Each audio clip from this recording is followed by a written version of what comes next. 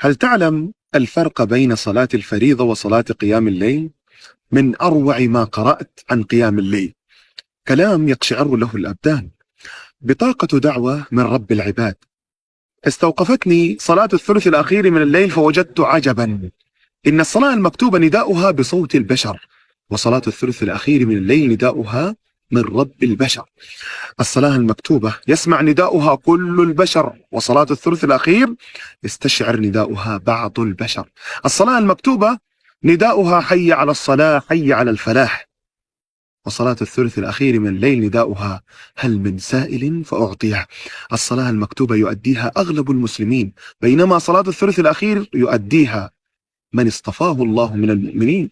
الصلاة المكتوبة ربما يصليها بعضهم رياء، أما صلاة الليل فلا يصليها أحد إلا خفية خالصة لله.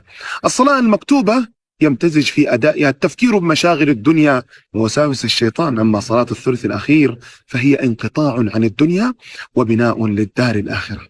الصلاة المكتوبة ربما تؤديها لكي تقابل أحدا في المسجد فتتبادل أطراف الحديث معه، بينما صلاة الثلث الأخير تؤديها لكي تأنس بالحديث مع الله وتتكلم معه وتبث همك وسؤلك. الدعاء في الصلاة المكتوبة ربما يجاب، بينما صلاة الثلث الأخير من الليل وعد من الله لعباده بالإجابة هل من سائل فأعطيه.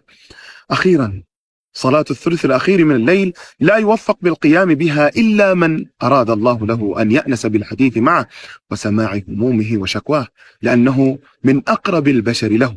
فهنيئا لمن حصل على بطاقة دعوة من رب العزة والجلال للجلوس بين يديه وسماع حديثه والتلذذ بمناجاته.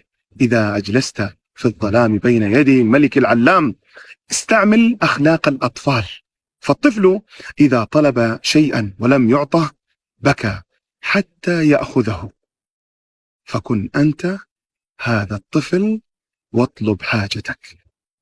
السلام عليكم.